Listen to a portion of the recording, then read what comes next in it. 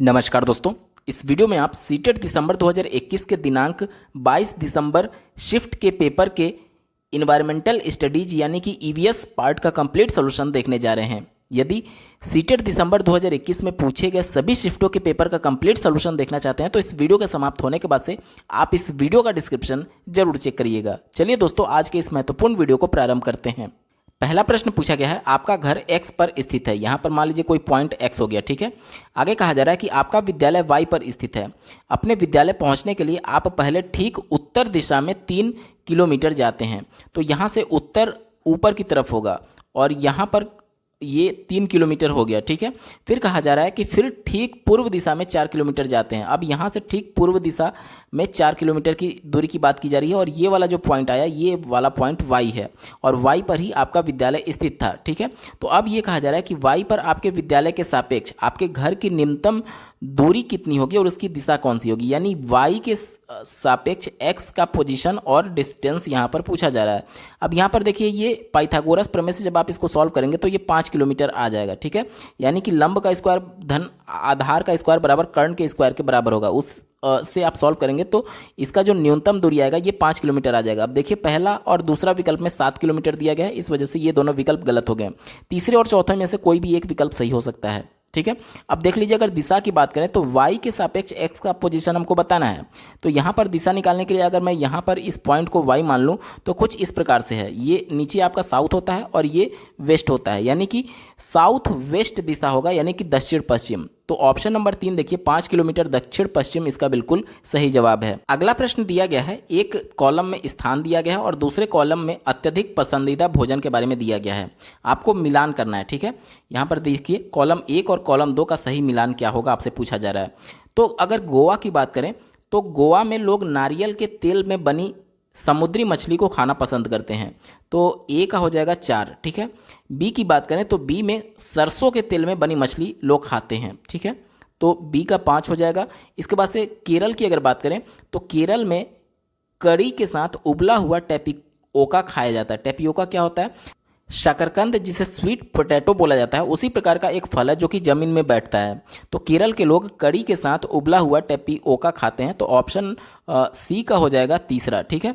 और अगर हांगकांग की बात की जाए तो वहाँ के लोग सांप का सूप पीना पसंद करते हैं, यानी पकाया हुआ सांप। तो अब देखिए, इसका क्या विकल्प बना? ए का 4, बी का 5, सी का 3 और डी का 2। ऑप्शन नंबर 4 देखिए, ए का 4, बी का 5, सी का 3 और डी का 2 इसका बिल्कुल सही जवाब है। अगला प्रश्न पूछा गया था, मिर्ची हमारे देश के प्रत्येक भाग में उपयोग होने वाला एक महत्वपूर्ण मसाला है। इस मसाले को व्यापारी हमारे देश में कहाँ से लाए थे?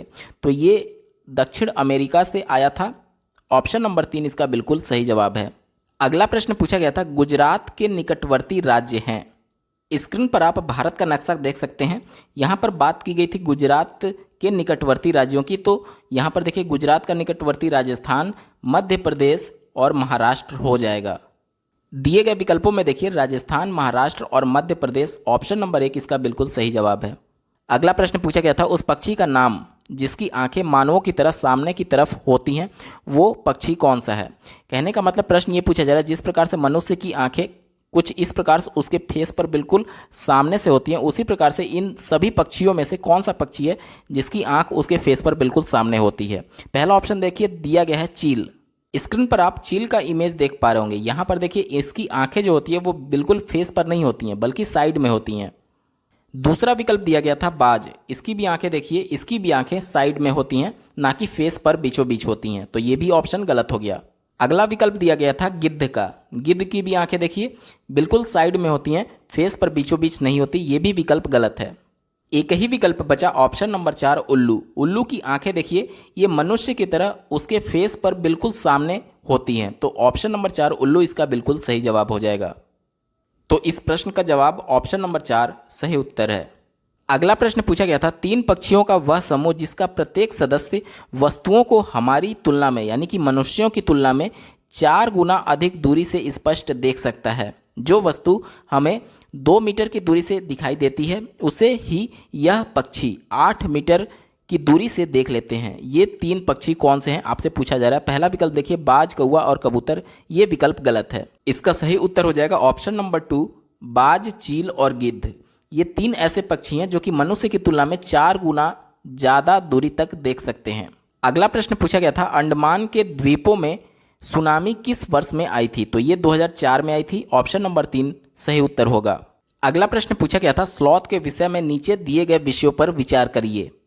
आइए आपको स्लॉथ भाई साहब से मिलवाता हूँ। स्क्रीन पर आप स्लॉथ का इमेज देख पा रहे होंगे।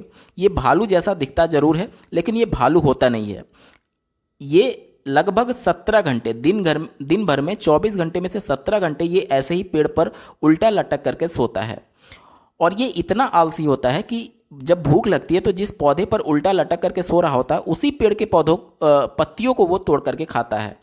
भाई साहब इतना भी आलस ज़िंदगी में ठीक नहीं है। तो एक स्टेटमेंट इनके बारे में ये हो गया कि 24 घंटे में से 17 घंटे ये सोता रहता है उल्टा लटक करके, और जिस पेड़ पर सोता है उसी पेड़ के पत्तियों को वो खा जाता है। इसकी जो औसत आयु होती है वो लगभग 40 वर्ष होती है, यानी इनकी आयु 40 वर्ष होती है। और इस 40 वर्ष के दौरान वो सिर्फ 8 पेड़ों को ही बदलते हैं, यानी कि औसतन एक पेड़ पर वो 5 साल अपने जीवन का कीमती वक्त बिता देते हैं। आइए अब दिए गए स्टेटमेंट पर विचार करते हैं। पहला स्टेटमेंट ये दिया गया है कि स्लॉथ लगभग 20 घंटे पेड़ से उल्टे सिर लटक करके मस्ती से सोता है। यहाँ पर ये 20 घंटे नहीं बल्कि 17 घंटे सोता है। ठीक है, तो पहला विकल्प ही गलत हो गया। दूसरा देखिए स्लॉथ जिस पेड़ पर रहता है उसी के पत्ते खा करके अपना पेट भरता है, इसे कहीं और जाने की आवश्यकता नहीं होती। तो ये बिल्कुल सही है दूसरा वाला। ठीक है, इसके बाद से देखिए तीसरा दिया गया है स्लॉथ की आयु लगभग 20 वर्ष होती है। अभी मैंने बताया कि स्लॉथ की आयु लगभग 40 वर्ष होती है, तो ये भी स्टेटमेंट गलत हो गया। और आगे देखिए इतने समय में यह केवल 2 पेड़ों पर ही जाते हैं, जबकि एक्चुअल डेटा ये है कि स्लॉथ की औसतन जो आयु होती है वो 40 वर्ष होती है और इस 40 वर्ष के दौरान वो सिर्फ 8 पेड़ों को ही बदलते हैं।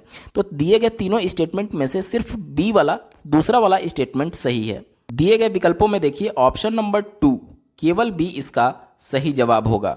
अगला प्रश्न पूछा गया था किसी व्यक्ति ने गांधी धाम से नागरकोइल के लिए 12 अक्टूबर 2021 को ट्रेन के डिब्बे में प्रवेश किया।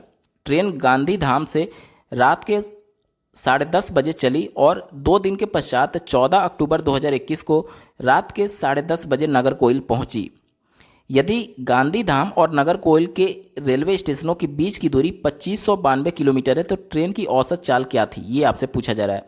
तो औसत चाल क्या होता है, कुल चली गई दूरी बटे कुल लगा समय। तो सबसे पहले यहाँ पर देखिए 10:30 बजे से यात्रा प्रारंभ हो रही है और 10:30 बजे खत्म हो रही है, और इसमें 2 दिन का समय लग रहा है। एक दिन में 24 घंटे तो 2 दिन में 48 घंटे हो जाएंगे। अब यहाँ पर चाल क्या होगा, चाल बराबर कुल दूरी। अब कुल दूरी आपको दी गई है 2592 किलोमीटर। ठीक है, इसमें मैं कुल लगे समय से जो कि 48 घंटा लगा इसे भाग दे देता हूँ। तो देखिए मैं अगर इसको 8 से काटूँ तो 8 छक 48 और 8 से काटूँ तो 8 त्रिक 24, 1 बचा, 8 दूनी 16, फिर 3 बचा, 8 चौक 32। ठीक है, अब इसको देखिए 6 से काट दें तो 6 पचे 30 हो जाएगा और 2 बच जाएगा, 6 चौक 24 हो जाएगा। यानी ये देखिए 54 किलोमीटर पर आवर में ये औसत चाल आई हुई है। लेकिन विकल्प आप देखेंगे तो सभी विकल्पों में मीटर पर सेकंड में दिया गया है। तो इसको मीटर पर सेकंड में कन्वर्ट करने के लिए 1000 से मैं गुणा कर दे रहा हूँ और नीचे 60 × 60 से भाग दे रहा हूँ। ठीक है, इससे ये कट जाएगा, इससे ये कट जाएगा। उसके बाद से देखिए 6 9 54 हो जाएगा और ऊपर हो जाएगा 90 और नीचे हो जाएगा 6। इससे जब आप काटेंगे तो 15 आएगा, 15 मीटर पर सेकंड। दिए गए विकल्प में देखिए ऑप्शन नंबर 1 इसका बिल्कुल सही जवाब होगा। अगला प्रश्न पूछा गया था घाना नेशनल पार्क किस राज्य में स्थित है, तो ये राजस्थान में स्थित है। ऑप्शन नंबर 3 सही उत्तर होगा। अगला प्रश्न पूछा गया था भारी वर्षा वाले क्षेत्रों जैसे कि आसाम में रहने वाले ग्रामीण लोगों को अपने घर किस प्रकार के बनाने चाहिए। आसाम के ग्रामीण क्षेत्र में घर किस प्रकार से होते हैं आप इमेज में देख पा रहे होंगे। यहाँ पर जो घर होते हैं ये बांस के खंभे पर 3 से 4 मीटर की ऊंचाई पर बनाए जाते हैं। ऐसा क्यों? क्योंकि यहाँ पर बारिश बहुत ज़्यादा होती है और बारिश का पानी घरों में ना चला जाए, इस वजह से 3 से 4 मीटर ऊंचाई पर बांस के खंभे पर घर बनाए जाते हैं। और इनकी जो छत होती है वो ढालू होती है, आप स्क्रीन पर देख सकते हैं। अब दिए गए विकल्पों में देखिए ऑप्शन नंबर 2 बांस के खंभों पर ढालू छत वाले घर बनाए जाते हैं आसाम में। ऑप्शन नंबर 2 सही उत्तर है। अगला प्रश्न पूछा गया था घटपर्णी जिसे निपेंथिस नाम से भी जाना जाता है शिकारी पौधा या पीचर प्लांट जो कीट और मेढक तक को फंसाकर खा सकता है। हमारे देश के एक पूर्वी राज्य में भी पाया जाता है। इस राज्य का क्या नाम है? स्क्रीन पर आप घटपर्णी का इमेज देख सकते हैं। यहाँ पर घड़े नुमा संरचना होती है, ठीक है, और इसके ऊपर एक ढक्कन टाइप का होता है। ये एक्चुअली एक तरल पदार्थ निष्कासित करता है जिसमें बहुत ज़्यादा सुगंध होती है, और इसी सुगंध की वजह से कीट पतंग, मेढक और छोटे चूहे जैसे जीव जंतु इसमें आकर्षित होते हैं और इसके अंदर चले जाते हैं। जैसे ही ये अंदर जाएंगे जीव, तो ये जो ढक्कन है ये ऊपर से बंद हो जाता है और वो जीव अंदर ही फंस जाते हैं, और चूंकि अंदर फंस जाएंगे तो ऑक्सीजन की कमी हो जाएगी और धीरे धीरे उनकी मृत्यु हो जाती है। तो ये पूछा गया था कि ये भारत के किस राज्य में पाया जाता है, तो ये मेघालय में पाया जाता है। ऑप्शन नंबर 2 मेघालय इसका बिल्कुल सही उत्तर होगा। अगला प्रश्न पूछा गया था, 2 बच्चों की क्लिनिकल विकृति रिपोर्ट नीचे दिए अनुसार थी। आरती जो कि एक महिला है जिसकी आयु 12 वर्ष है, इसमें हीमोग्लोबिन का लेवल 10.5 ग्राम पर डेसीलीटर है। डीएल का मतलब डेसीलीटर, ठीक है। और नमन जो कि एक पुरुष है जिसकी आयु 12 वर्ष है और इसमें हीमोग्लोबिन का लेवल 8 ग्राम पर डेसीलीटर है। तो ये पूछ रहा है, उपरोक्त रिपोर्ट के आधार पर निम्नलिखित में से कौन सा एक निष्कर्ष निकाला जा सकता है?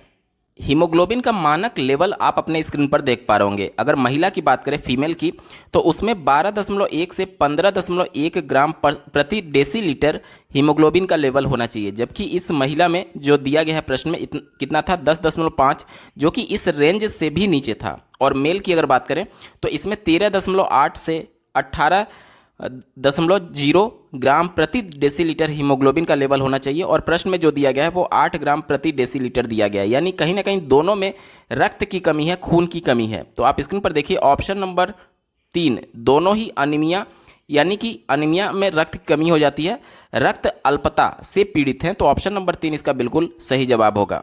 अगला प्रश्न पूछा गया था, अल बिरूनी एक यात्री जिसने हमारे देश का भ्रमण किया था के बारे में नीचे दिए गए कथनों पर विचार करिए। तो थोड़ा सा अल बिरूनी के बारे में जान लेते हैं।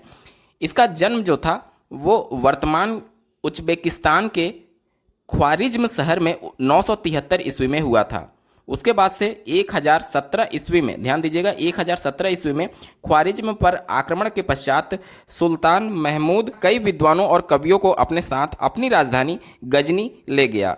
अल बिरूनी भी उनमें से एक था। वह बंधक के रूप में गजनी आया था और धीरे धीरे उसे शहर पसंद आने लगा, और 70 वर्ष की आयु में अपनी मृत्यु तक उसने अपना बाकी जीवन यहीं बिताया था। गजनी में ही अल बिरूनी की भारत के प्रति रुचि विकसित हुई थी। तो ये घटना थी 1017 ईस्वी की, और आज चल रहा है 2022। तो ये आप देखेंगे लगभग 1000 वर्ष से भी ज़्यादा का समय बीत चुका है। तो आप देखेंगे अल बिरूनी ने भारत का भ्रमण 1000 वर्ष से भी पहले किया था। तो ये विकल्प बिल्कुल पॉजिटिव था, क्योंकि 1000 से ज़्यादा का समय हो चुका है। सी वाला विकल्प देखिए, हम उनके लेखों से अपने इतिहास के बारे में बहुत कुछ सीख सकते हैं। देखिए, जो भी भ्रमण करने वाले भारत आए थे तो उन्होंने जो अपनी किताब लिखी थी, अल बिरूनी ने भी एक पुस्तक लिखी थी, तो उन सभी पुस्तकों से ही इतिहास के बारे में हम लोग सीखते हैं, ठीक है, क्योंकि उस समय का जो लिखित प्रमाण है इन्हीं किताबों के माध्यम से हम लोग जान सकते हैं। तो ये भी बिल्कुल सटीक उत्तर होगा। ऑप्शन नंबर सी भी सही है, ऑप्शन नंबर 1 भी सही है। अब ऑप्शन नंबर बी की बात करें, उसने उन चीज़ों के बारे में लिखा जो उसके देश से भिन्न थी, विशेष रूप से पानी को एकत्र करने के लिए बनाए गए तालाब। ये भी बिल्कुल उनके द्वारा पुस्तक में लिखी गई थी, तो ये भी सही होगा। यानी कि तीनों स्टेटमेंट यहाँ पर सही है। एक ही ऑप्शन बचा, ऑप्शन नंबर 4, ए, बी और सी तीनों सही है।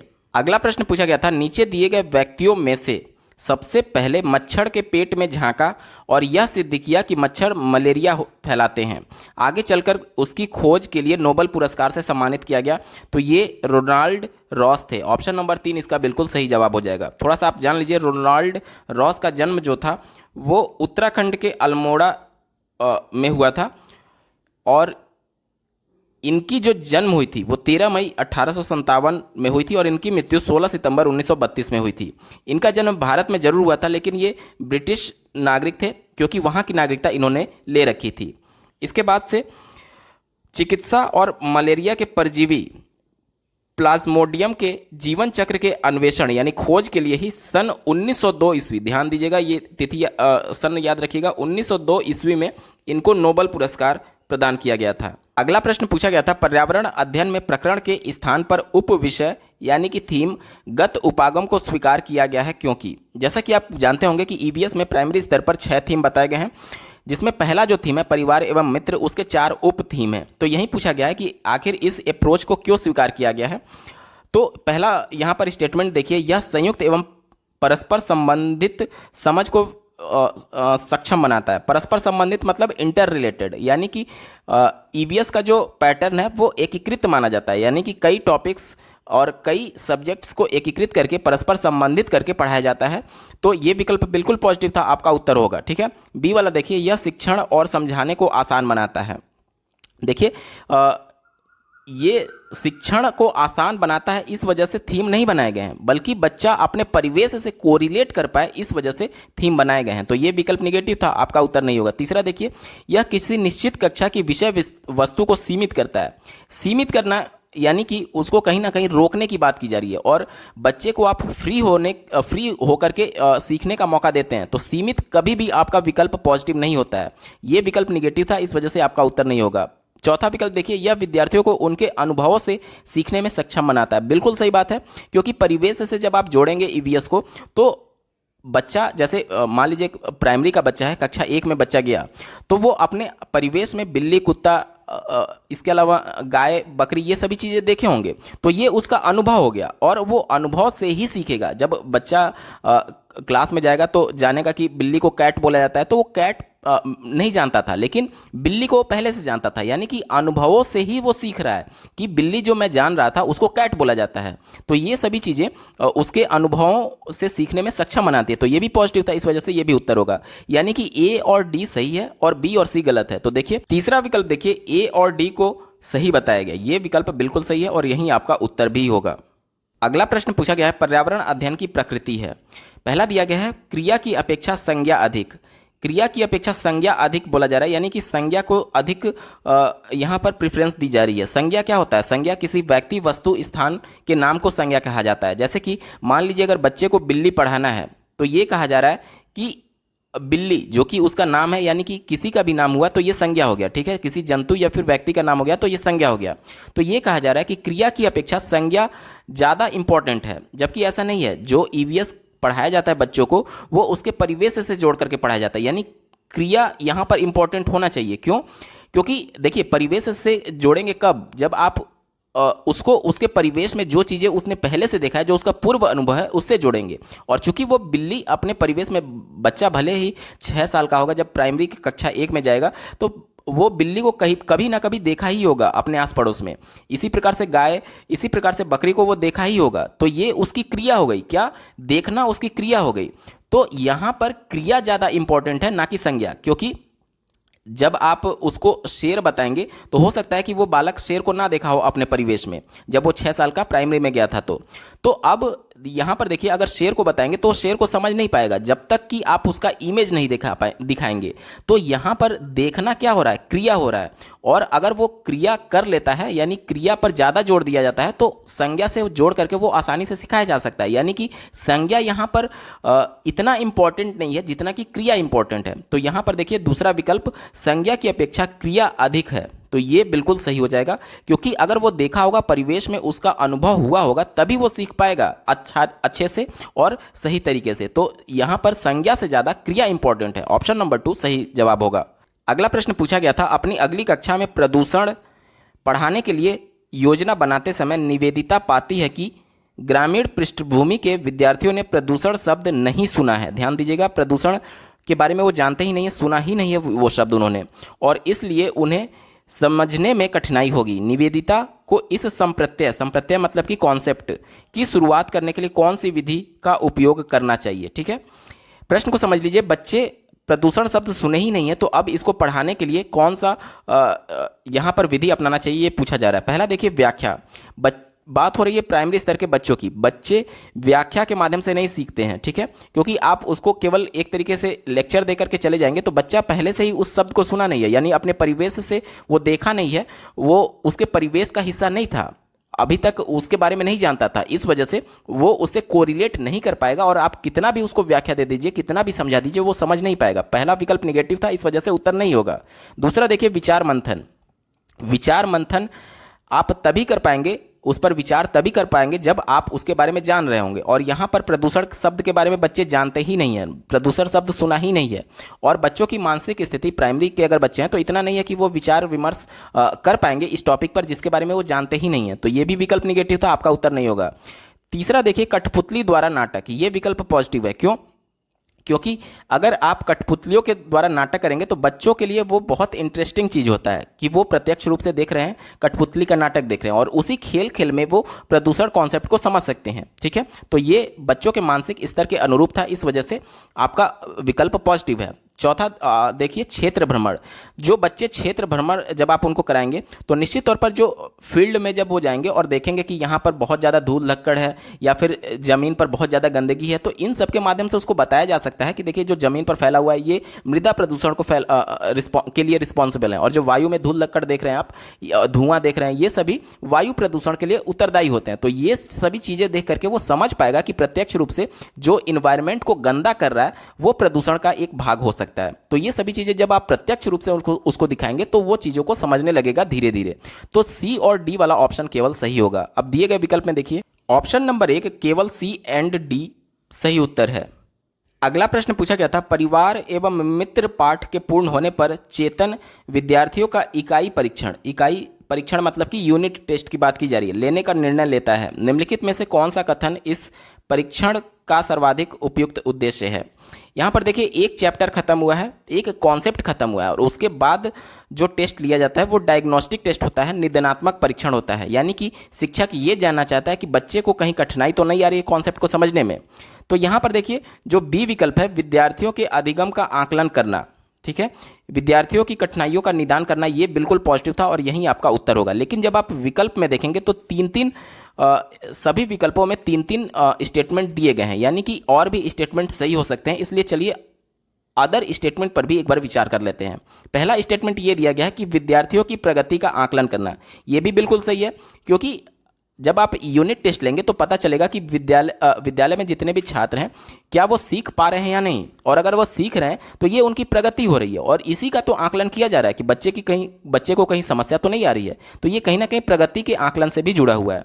और सी वाला देखिए, अभिभावकों को विद्यार्थियों की प्रगति के बारे में बताना। आप लोग देखते होंगे कि समय समय पर पेरेंट टीचर मीटिंग होती है, ये इसीलिए होती है कि विद्यार्थी किस प्रकार से सीख रहे हैं आप उनको उनके अभिभावकों को बता पाएं, और आप तभी बता पाएंगे कि जब आप प्रत्येक चैप्टर के बाद से जो टेस्ट ले रहे हैं उसमें बच्चा किस प्रकार से परफॉर्म कर रहा है, उसका भविष्य में जाकर के ग्रोथ हो रहा है या नहीं। मतलब कहने का मतलब कि अगर पहले टेस्ट में कम आया, दूसरे में भी कम आया, तीसरे में भी कम आया, तो एक तरीके से ये इसके लिए निगेटिव है बच्चे के लिए। और अगर लगातार धीरे धीरे पहले में कम था, दूसरे में थोड़ा सा बढ़ा, तीसरे में थोड़ा सा बढ़ा, तो यानी कि ये बच्चे की प्रगति हो रही है। तो इसके बारे में उसके अभिभावक को बताना भी इसका प्रमुख उद्देश्य है। तो ये भी बिल्कुल सही था। चौथा देखिए, विद्यार्थियों को उत्तीर्ण एवं अनुत्तीर्ण घोषित करना। देखिए, पास फेल घोषित करना कभी भी यूनिट टेस्ट का लक्ष्य नहीं होता है, ठीक है। हाँ, अगर आप सत्र के बाद में जो फाइनल एग्जाम होता है उसकी बात करें तो वो हो सकता है, लेकिन कभी भी उत्तीर्ण और pass fail first second third घोषित करना ये हमेशा निगेटिव ही माना जाता है सीटेट की परीक्षा में। तो ये तो बिल्कुल निगेटिव है, क्योंकि यहाँ पर बात यूनिट टेस्ट की जा रही है। अब यूनिट टेस्ट में आप पास फेल थोड़ी घोषित करते हैं, पास फेल तो आप फाइनल एग्जाम में घोषित करते हैं ना। यूनिट टेस्ट में सिर्फ आप इसलिए ले रहे हैं कि बच्चे को कहाँ पर कठिनाई आ रही है ये जानना उद्देश्य था, ठीक है। तो ये बिल्कुल निगेटिव था, आपका उत्तर नहीं होगा। अब देखिए, ए बी सी वाला स्टेटमेंट सही है। अब दिए गए विकल्पों में देखिए, option number 2 A B C इसका बिल्कुल सही उत्तर हो जाएगा। अगला प्रश्न पूछा गया था, विलियम एक शिक्षक अपनी कक्षा के लिए पक्षी अवलोकन क्लब की स्थापना करना चाहता है, उसे इस क्लब का नेता किसे बनाना चाहिए? पहला विकल्प देखिए, कक्षा में सर्वाधिक अंक प्राप्त करने वाले विद्यार्थी को। ये विकल्प ऐसा है जो ये दिखाता है कि जो सबसे ज़्यादा अंक पाएगा उसी को टीचर बहुत ज़्यादा प्रेफरेंस दे रहा है। ये विकल्प को निगेटिव कर रहा है। क्यों? क्योंकि आप सभी बच्चों को साथ लेकर के आपको चलना है। तो ये विकल्प निगेटिव था, आपका उत्तर नहीं हो सकता। दूसरा देखिए, कक्षा में सबसे शरारती विद्यार्थी को। अब जो बालक पहले से ही बहुत ज़्यादा शरारती है तो निश्चित तौर पर वो, अगर वो उस क्लब का यहाँ पर नेता बना दिया जाता है या फिर हेड घोषित कर दिया जाता है तो निश्चित तौर पर वो वहाँ पर भी शरारत करेगा। इस वजह से ये निगेटिव था, आपका उत्तर नहीं होगा। चौथा देखिए, वह स्वयं अपने आप को नेता घोषित कर देगा। अपने आप को नेता घोषित करने से यहाँ पर नुकसान ये होगा कि यहाँ पर बच्चे की सहभागिता कम होगी, और बच्चे की सहभागिता सबसे ज़्यादा इंपॉर्टेंट है बाल केंद्रित शिक्षा के लिए। तो ये भी निगेटिव था, आपका उत्तर नहीं होगा। तीसरा विकल्प देखिए, छोटे छोटे समूह बना करके उन्हें नेता चुनने के लिए कहेंगे। ये विकल्प सबसे ज़्यादा पॉजिटिव है, इसमें सभी बच्चों की सहभागिता हो रही है और कहीं ना कहीं एक लोकतंत्र की भावना भी इसमें छुपी हुई है और इसी वजह से यही आपका सबसे ज़्यादा एप्रोप्रिएट आंसर है, ऑप्शन नंबर 3। अगला प्रश्न पूछा गया था, भोजन पाठ पर चर्चा करते हुए गुरप्रीत विद्यार्थियों से प्रश्न करती है कि आपके परिवार में सबसे बाद में भोजन कौन करता है, सब्जियां कौन खरीदता है, आपके परिवार में खाना कौन बनाता है। वह ईवीएस के निम्नलिखित में से किस मुद्दे पर चर्चा करने का प्रयास कर रही है। यहाँ पर देखिए, पहले स्टेटमेंट में ये दिया गया है कि परिवार की खान पान की आदतें, खान पान की अगर आदत के बारे में जानना होता तो उनसे पूछा जाता कि आपको खाने में क्या पसंद है, आपके परिवार के लोगों को खाने में क्या पसंद है, तो ये आदत की बात नहीं है, इस वजह से गलत है। दूसरा देखिए, परिवार को एक साथ मिल करके खाना चाहिए, यहाँ पर ये भी इसका उद्देश्य नहीं है। तीसरा देखिए, परिवार के सदस्यों की भोजन पकाने में भूमिका, ये बिल्कुल पॉजिटिव है। क्यों पॉजिटिव है? क्योंकि यहाँ पर देखिए ये पूछा जा रहा है कि सब्जी कौन खरीदता है और खाना कौन पकाता है। और जब आप चौथा विकल्प देखेंगे, परिवार में जेंडर भूमिका को चुनौती, यहाँ पर सबसे पहले ये जानने की कोशिश कर रही है शिक्षक कि आखिर खाना कौन बना रहा है। और जैसे समाज में एक रूढ़िवादिता बनी हुई है कि महिला ही खाना बनाएगी, तो ये जेंडर रूढ़िवादिता है और इस जेंडर रूढ़िवादिता को जानने के लिए वो पूछ रही है कि खाना कौन बनाता है। ठीक है, यानी कि भोजन पकाने में भूमिका किसकी है, ये पूछा जा रहा है। और साथ ही साथ इस प्रश्न को जानने के बाद से अगर जेंडर रूढ़िवादिता है कि केवल महिला ही खाना बनाती है, पुरुष खाना नहीं बना सकते, तो इस जेंडर रूढ़िवादिता को चुनौती देना, आप देखिए परिवार में जेंडर भूमिका को चुनौती देना, ये इसका महत्वपूर्ण उद्देश्य था। तो अब ऑप्शन नंबर देखिए, सी और डी इसका बिल्कुल सही जवाब हो जाएगा, ऑप्शन नंबर 3 सही उत्तर है। अगला प्रश्न पूछा गया था, श्याम ने ऑनलाइन कक्षा के दौरान अपने अध्यापक को बताया कि कोविड लॉकडाउन के दौरान उसके पापा ने उसको पड़ोस के गरीब बच्चों को भोजन खिलाने के लिए कहा। श्याम का यह व्यवहार निम्नलिखित में से सह शैक्षिक पक्ष का आकलन करने वाले किस उपकरण में दर्ज किया जाएगा। तो ये वृत्तांत रिकॉर्ड, जिसे एनेक्डोटल रिकॉर्ड बोला जाता है, उसमें शामिल किया जाएगा, ऑप्शन नंबर 3 सही उत्तर है। अगला प्रश्न पूछा गया है, गीता की कक्षा का एक विद्यार्थी इकबाल दृष्टिबाधित है, यानी वो देख नहीं सकता है, या फिर उसकी दृष्टि कम होगी, यानी थोड़ा उसको कम दिखता होगा। आगे देखिए, गीता देखती है कि वह पिछले कुछ दिनों से विद्यालय नहीं आ रहा है। उसके अभिभावक से बात करने पर पता चलता है कि उसे बोर्ड को पढ़ने में कठिनाई होती है और वह कक्षा प्रतिक्रियाओं में भाग नहीं ले पा रहा है। ध्यान दीजिएगा, ये बहुत इंपॉर्टेंट है, कक्षा की प्रतिक्रियाओं में भाग नहीं ले रहा है। गीता को इकबाल को विद्यालय आने के लिए अभिप्रेरित करने हेतु क्या करना चाहिए। पहला विकल्प देखिए, उसे घर से पढ़ने की स्वीकृति देनी चाहिए, यानी उसके लिए घर पर ही पढ़ाने की व्यवस्था करनी चाहिए। ये विकल्प निगेटिव है, क्योंकि अगर ऐसा होता तो फिर समावेशी शिक्षा का कॉन्सेप्ट आता ही नहीं। समावेशी शिक्षा का मतलब ही ये होता है कि चाहे बालक को किसी भी प्रकार की समस्या हो, चाहे वो दृष्टिबाधित हो, श्रवणबाधित हो, सबको एक ही परिवेश में एक ही कक्षा में पढ़ाना है। और आप किसी विशेष स्टूडेंट को जो कि दृष्टिबाधित है उसको घर पर पढ़ने के लिए स्वीकृति नहीं दे सकते, मतलब कि उसके घर पर ही सब कुछ औपचारिक चीज़ें नहीं हो सकती, वहाँ पर घर पर अनौपचारिक माहौल होगा, जबकि शिक्षा औपचारिक और अनौपचारिक दोनों माध्यम से दी जाती है। और समावेशी शिक्षा इसका विरोध करता है कि आप उसको घर पर पढ़ने की अनुमति दे। तो पहला विकल्प तो नेगेटिव था, उत्तर नहीं होगा। दूसरा देखिए, उसके अभिभावकों को डॉक्टर से सलाह लेने के लिए कहना चाहिए। ये विकल्प थोड़ा सा पॉजिटिव हो सकता है, लेकिन आपका उत्तर नहीं होगा। क्यों नहीं होगा, आपको आगे पता चलेगा। मैं यहाँ पर स्टार लगा रहा हूँ, ठीक है। देखिए यहाँ पर इसको दो समस्याएं थी। एक तो ये कि पहला वो कि कक्षा में ब्लैक बोर्ड या फिर बोर्ड को ठीक से पढ़ नहीं पा रहा था, तो अगर आप डॉक्टर से सलाह लेंगे तो हो सकता है उसको चश्मा दे दिया जाए, तो उसकी एक प्रॉब्लम तो सॉल्व हो जाएगी। लेकिन दूसरा प्रॉब्लम कि कक्षा प्रतिक्रियाओं में भाग नहीं ले पा रहा है, उसका केवल आंख सही होगा, वो कक्षा की प्रतिक्रियाओं में पार्टिसिपेट नहीं कर पा रहा है, ये वाला प्रॉब्लम उसका सॉल्व नहीं होगा इससे, ठीक है। तो ये थोड़ा पॉजिटिव जरूर था, लेकिन ये केवल आधी प्रॉब्लम को सॉल्व कर रहा है, इस वजह से आपका उत्तर नहीं होगा। चौथा देखिए, इकबाल को आगे की सीट पर बिठाना चाहिए।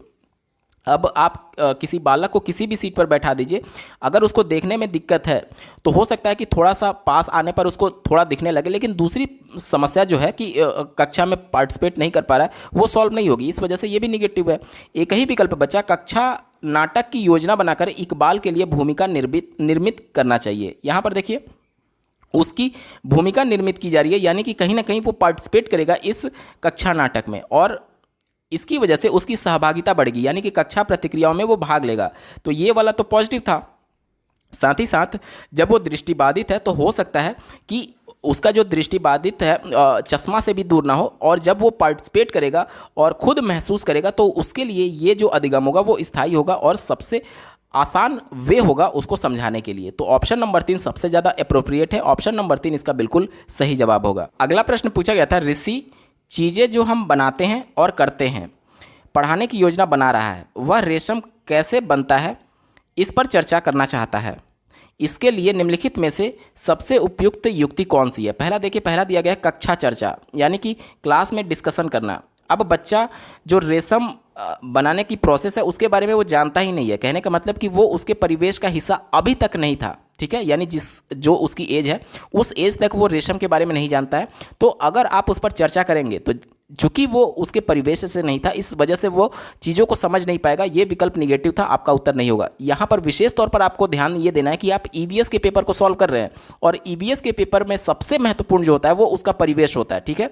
चूंकि वो उसका परिवेश का हिस्सा अभी तक नहीं था, इस आयु तक नहीं था, इस वजह से कक्षा चर्चा भी उसके लिए महत्वपूर्ण नहीं हो सकती। दूसरा देखिए, विशेषज्ञ वार्ता। विशेषज्ञ मतलब कि जो एक्सपर्ट होंगे उनसे वार्ता करने की बात की जा रही है। ये भी निगेटिव था, क्योंकि आप कितना भी एक्सपर्ट ले आइए, जब तक उसके परिवेश का हिस्सा नहीं होगा तब तक वो चीज़ों को अच्छे तरीके से समझ नहीं पाएगा। तीसरा देखिए, दिया गया है वृत्त चित्र प्रस्तुतिकरण।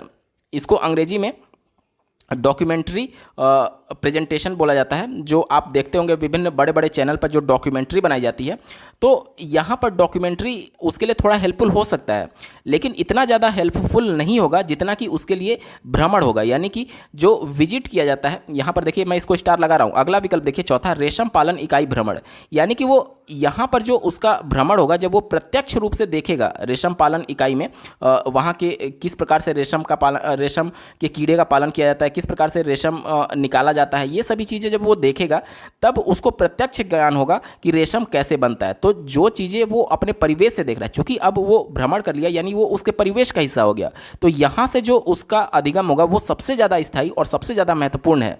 और इस वजह से ये तीसरा वाला जो था वो थोड़ा निगेटिव हो गया इसके सेंस में, और मोस्ट अप्रोप्रिएट होने की वजह से ऑप्शन नंबर 4 इसका बिल्कुल सही जवाब हो जाएगा। दोस्तों, यहाँ पर मैं बिल्कुल क्लियर कर दूँ कि इस पेपर में या फिर सीटेट के किसी भी पेपर में जो आंसर मेरे द्वारा बताया जा रहा है वो सीबीएसई बोर्ड के द्वारा जो रिवाइज्ड आंसर की जारी किया गया था उसे कंफर्म करने के बाद ही मैं बता रहा हूं। तो आप 100% श्योर रहिएगा कि जो भी उत्तर बताया जा रहा है वो 100% सही है। अगला प्रश्न पूछा गया था, पर्यावरण अध्ययन के अध्यापक को क्या करना चाहिए? ऑप्शन नंबर 1 पाठ्यचर्या का निर्माण यहां पर बिल्कुल सही उत्तर हो जाएगा।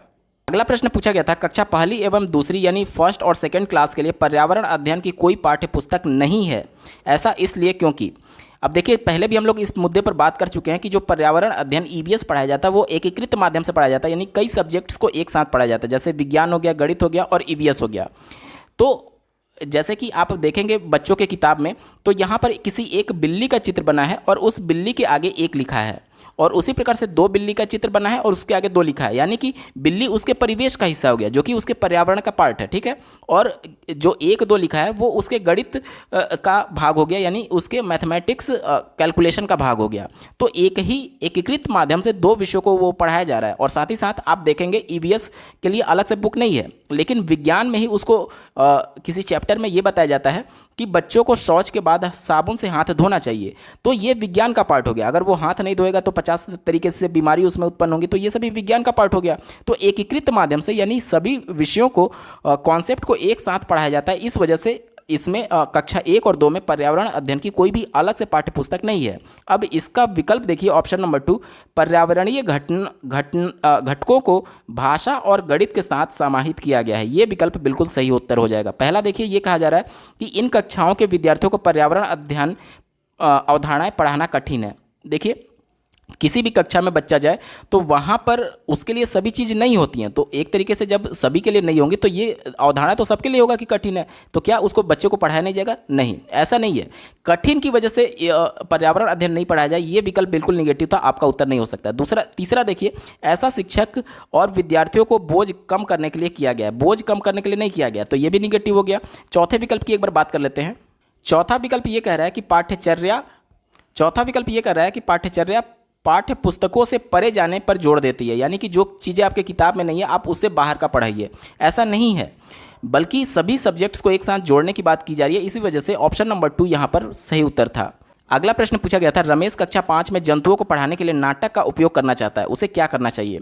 तो यहाँ पर देखिए, विकल्प नंबर 3, विद्यार्थियों से नाटक लिखने और अभिनय करने को कहें। ये विकल्प बिल्कुल पॉजिटिव है। क्यों पॉजिटिव है, आप इसको समझिए। जब बच्चे नाटक को लिख रहे होंगे तो कहीं ना कहीं उनमें कल्पनाशीलता और क्रिएटिविटी की वजह से वो नाटक लिख रहे होंगे। तो इसमें दो चीज़ों का विकास हुआ उसमें, पहला कल्पनाशीलता का और दूसरा क्रिएटिविटी का, ठीक है।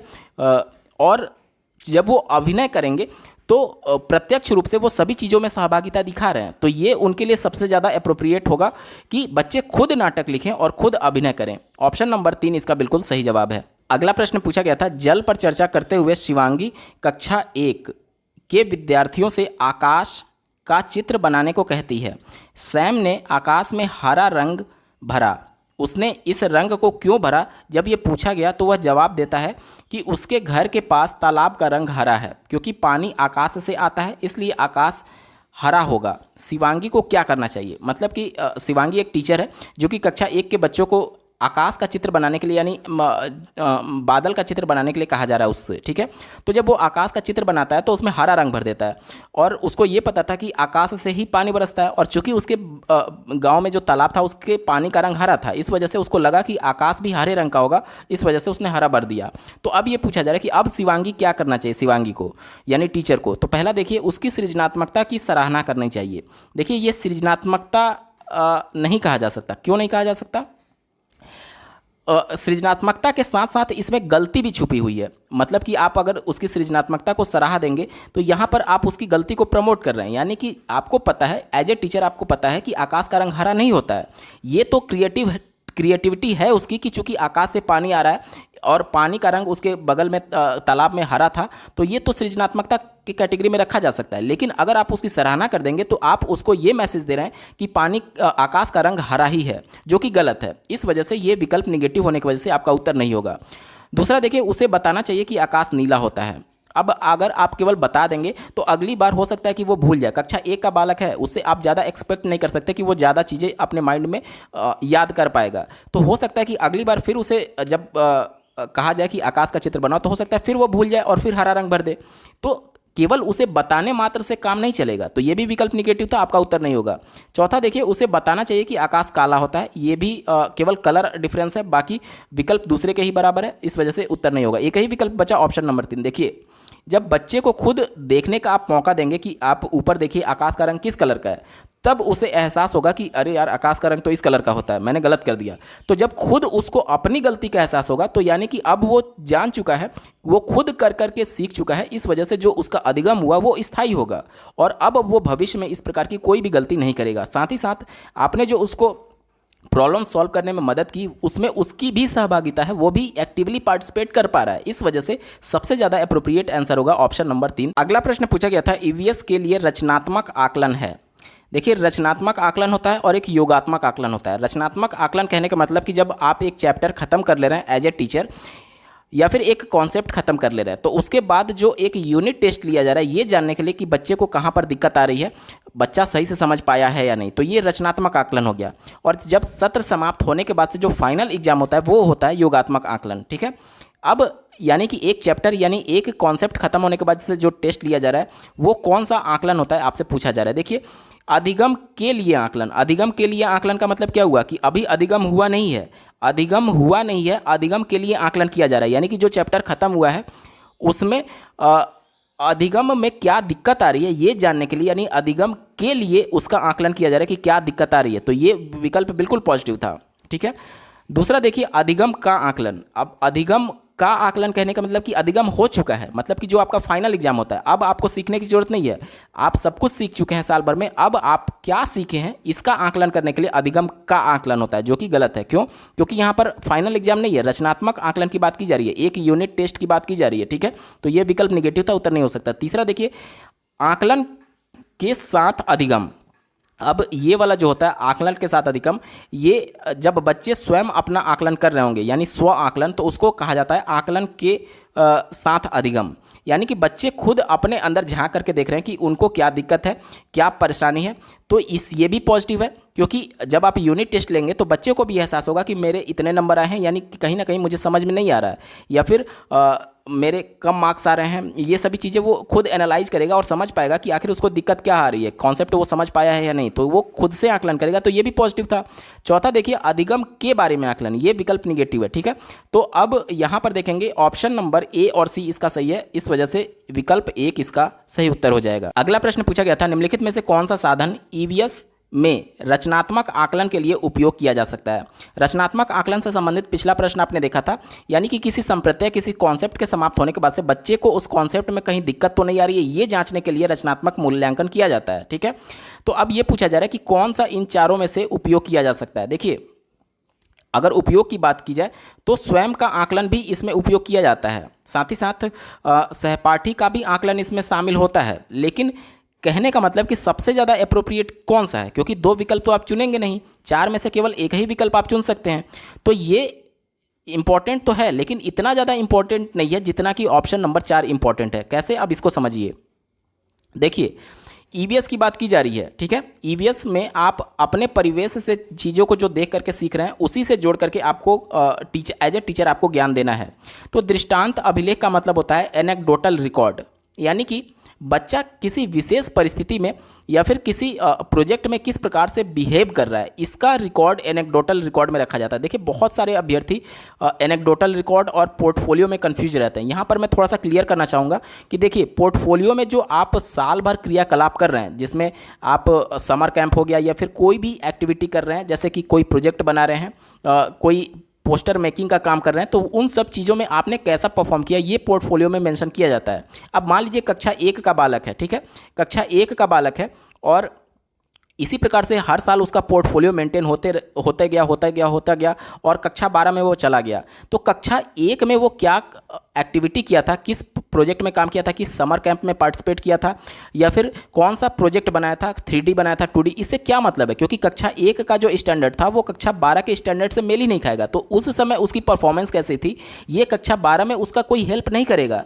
तो ये होता है पोर्टफोलियो, जो कि उस सत्र के लिए ही स्टोर करके रखा जाता है, यानी उस सत्र के समाप्त होने पर उसका कोई भी यूज नहीं रह जाता है। आप खुद समझिए, कक्षा 1 का जो बालक है उसका जो पोर्टफोलियो है वो कक्षा 12 में किस प्रकार से हेल्प करेगा, कोई हेल्प नहीं करेगा। लेकिन अगर बात करें एनेक्डोटल रिकॉर्ड, जिसे दृष्टांत अभिलेख कहा जाता है, तो ये ज़्यादा इंपॉर्टेंट है। क्यों? देखिए, जब तक बच्चा उस स्कूल में है, मान लीजिए वो स्कूल 1 से 12 तक का है, तो मान लीजिए कक्षा 1 में वो बच्चा है, तो जो विशेष परिस्थितियों में जो विशेष रूप से उसका बिहेवियर था, उस बिहेवियर को इसमें मेंशन किया जाता है एनेक्डोटल रिकॉर्ड में। जैसे मान लीजिए कक्षा 1 में रहते हुए किसी दूसरे विद्यार्थी के जेब से उसने पैसे निकाल लिए, या फिर किसी का पेंसिल चुरा लिया, या फिर इस प्रकार की कुछ एक्टिविटी कर दी, या फिर कक्षा में छत पर कोई बच्चा खड़ा था, उसको कूदने वाला था या फिर गिरने वाला था, उसको बचा लिया, तो ये स्पेशल एक्टिविटी है। या फिर इसी प्रकार की कोई ऐसी चीज़ जो कि उसके कक्षा 12 तक उसके बिहेवियर को समझने में मदद करेगी, इस प्रकार का जो रिकॉर्ड होता है ये एनेक्डोटल रिकॉर्ड में रखा जाता है। मतलब कहने का मतलब कि सिर्फ निगेटिव चीज़ें नहीं बल्कि पॉजिटिव चीज़ें भी, जैसे कि आप लोग देखते होंगे कि जब कोई आपराधिक गतिविधि में पकड़ाया जाता है तो पुलिस उसके स्कूलों में भी जाती है जांच करने के लिए कि आखिर इसका बिहेवियर कैसा था। अब आप उसका बिहेवियर कैसे जानेंगे? एनेक्डोटल रिकॉर्ड से जानेंगे। यानी कि मान लीजिए कक्षा 1 या कक्षा 3 में जब उसने पहली बार चोरी की होगी तो वहाँ से उसका कुछ ट्रैक बदला होगा कि इसका जो बिहेवियर होगा वो कुछ आक्रामक टाइप का हो गया होगा। तो वहाँ जब आप जाएंगे एज ए पुलिस, आप उस विद्यालय में विजिट करेंगे तो आपको वहाँ के प्रिंसिपल के द्वारा बताया जाएगा कि एनेक्डोटल रिकॉर्ड में करके बताएगी कि कक्षा 3 में या फिर कक्षा 1 में पहली बार इसने चोरी किया था।